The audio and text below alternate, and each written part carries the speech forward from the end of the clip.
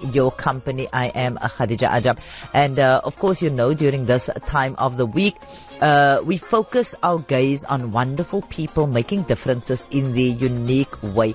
Welcome. Yes, if you don't know by now, this is Centerpiece. It's the piece that we create, or that which we embody as we learn from others.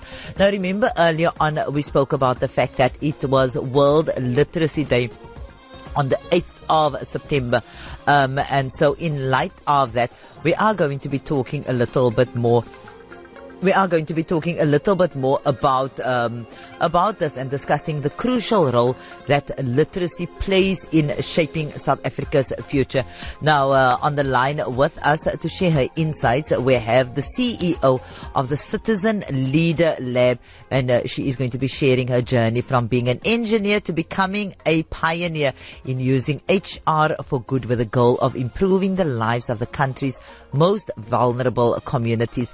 A seasoned leader who transitioned from a successful engineering career to pioneering leadership development in vulnerable communities across South Africa. She heads the Citizen Leader Lab. She is at the forefront of cultivating conscious citizen leaders who drive social cohesion and sustainable change. Please to join me in welcoming Komala Pillay. Komala, good morning and welcome. Thank you for joining us.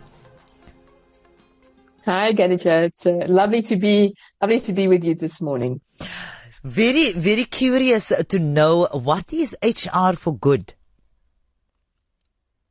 This is an interesting concept. If you think about business in general, it's all about making profits. At least that's been the historical experience that we've all had with business. But what's happening more and more as we develop more consciousness of our impact on the world, business is looking very much at how we can shift the story from being all about profits and the bottom line to really being a force for positive change in the world. And so HR for good reflects that larger narrative around business for good. HR for good is talking about how we can support the leadership development, which is a key part of human resources, of course. But how can leadership development and leaders in the private sector and the public sector come together to work together to really bring about positive change? Now, I wanted to start off with that question, because if one looks at the fact that you've transitioned from a successful engineering career, to becoming this pioneer, and using, as you explaining now, using the idea of HR, the idea of human resources, using it in a sort of a novel way.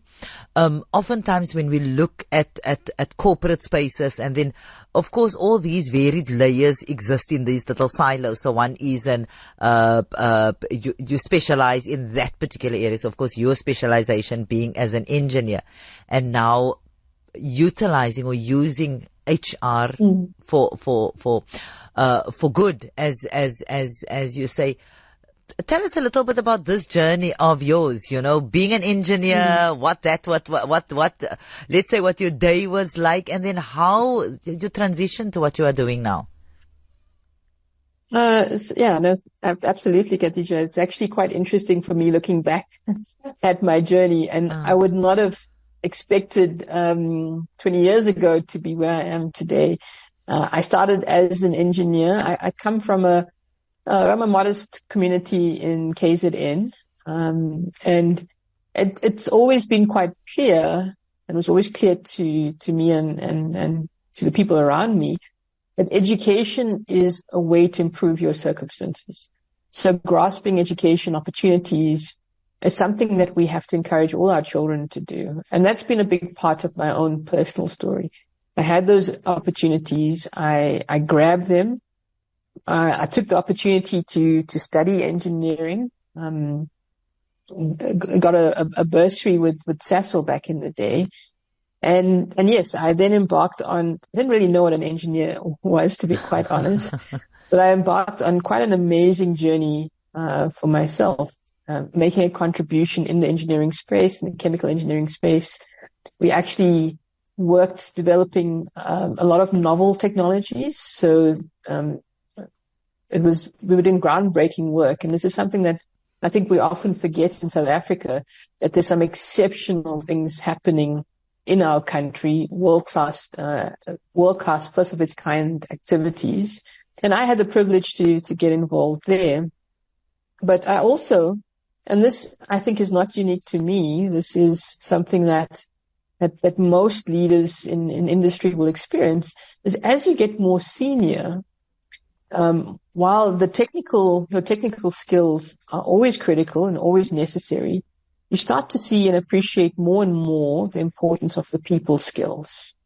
So my day moved out of being hands-on, working with chemicals and working in the lab, and more into working with people and supporting people to deliver the best that they could. And it's not easy, right? Khadija, I think everyone understands working with people. It's not as, if I were to do a chemical reaction in the lab, I add 2 reagents, I have complete control over what I'm doing, and I get an outcome that I expect. When I work with people, people are different. People bring different skills, different talents. They have different passions and different objectives for themselves. So it is actually not so straightforward. The people skills, they call it the soft skills in corporate. We often chuckle and say it's actually one of the hardest skills to get right, to really get people behind you, to get everyone in line, working towards a vision, to get the most out of individuals. I firmly believe that everyone has something really special to offer, and to help people understand that, what is their special gift, their special contribution, and help them bring that to the fore. That's not an easy task to achieve. Oh, without a doubt. I mean, exactly, because there are certain skills and certain, if you want to call it strengths, or that's often highlighted, that's emphasized, and so if one doesn't possess those, so for example, a particular degree, and specific degrees, that it seems there's a lot more value attached to that, and that is directly linked to the material gains that one can sort of get from that. So this idea that certain skills also are commodified in certain ways. So yes, absolutely. Even I would imagine, as if one works with, as it's termed, human resources and various individuals, then it's about, as you say, almost teasing out and recognizing the strengths in these individuals. Would that sort of be fair to say, Komala? Absolutely. And it's actually quite interesting, Khadija, for me. The old-fashioned conventional leadership is very much a command and control leadership. So the boss, for want of a better word, they decide what's going to happen, and they tell the people around them what they need to do. So it's very directive. And the people around them, they are good employees if they do what they're told, and they're bad employees if they don't, right? But one of the shifts that we're seeing, especially now with, the whole world is changing, technology is changing, the nature of work is changing. A really good leader is not telling people what to do. A really good leader is tapping into the thinking of all the people in their team. So then you go, as an organization, you go from having one brain and lots of hands, you go then to having lots of brains working together. And that's the ultimate. That's where you want to be as an organization, whether it's a school, what we're going to be talking a lot about today, or a business. What you really want is you want people who are bringing their creativity, their innovation, because that's going to make you a stronger team, a stronger organization. And so essentially, is that what the work of the Citizen Leader Lab is about, the way in which you've described it now? And because by the sounds of it, to a large extent, also what you've been doing is almost like redefining and reframing what a leader ought to be. the specific understandings around what the leaders ought to be, as you say. So it's often framed through the sort of top-down idea around where it's imposed. And so you frame it very differently at the Citizen Leader Lab. Absolutely. I wouldn't go so far to say as we the people who've invented this, Khadija. There's a lot of this understanding globally. There's a lot of understanding that the way that we used to work, that command and control, it actually comes out of wars. It comes out of military, out of armies. And there's certain advantages to it because then you can make quick decisions, but there's a lot of disadvantages. And our leadership in corporate has been, and not just in corporate, also in government, also in the schools, has been modeled on that experience of the past, that there's one person who knows best. And I think what we believe is we in South Africa, we have some massive problems. These are not problems that can be solved by one mind. These problems require lots of thinking. And where we're going to be successful as a country, when we're going to be successful, it's when we can get more minds applied to solving the problems and more people actively doing work to solve these problems. So that's what we believe as an organization. That's our ethos. We believe in the power of people, and we believe that we just need to unlock that potential. In our country, we've got massive potential. There's many things holding us back. Part of it is how we define leadership and what we expect from our leaders and what we expect of ourselves as followers. And we want to shift that completely. We need to shift that if we're going to make progress as a country. And so that really is for you what it's all about, and for the team, of course, at the Citizen Leader Lab. It's about shaping South Africa's future, but a particular vision, and now, of course, bringing literacy into this.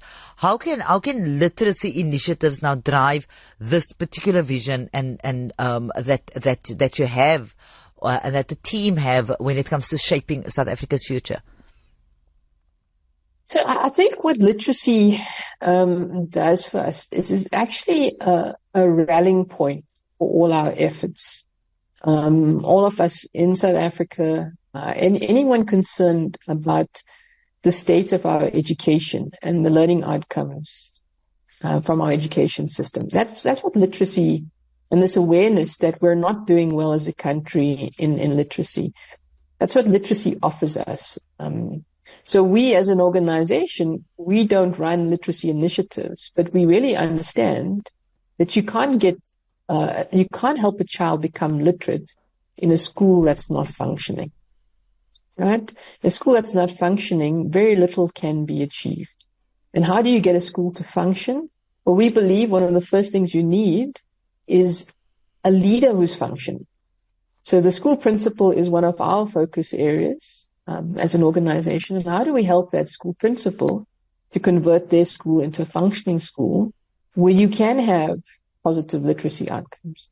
And literacy is important. Khadija, a child who does not have basic literacy skills is going to be excluded from the modern workplace. I was recently reading a stat that over 90% of jobs require some digital experience and digital exposure. And you're not going to get that exposure if you can't even read and write.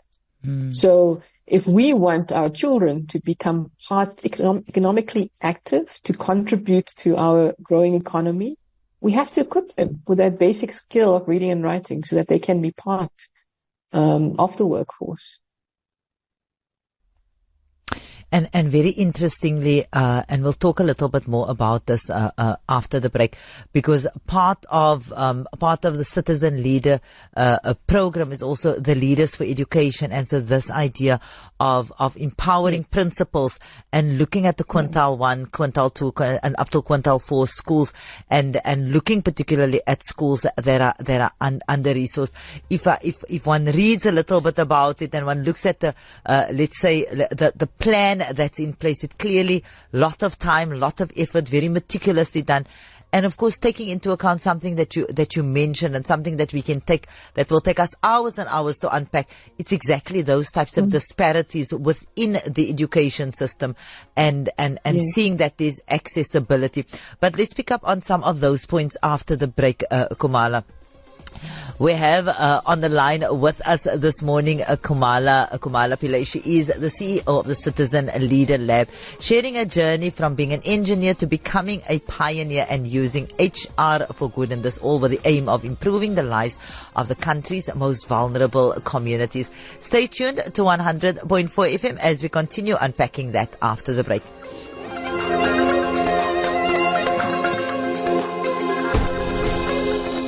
Honey, have you heard that strange sound that the car's been making?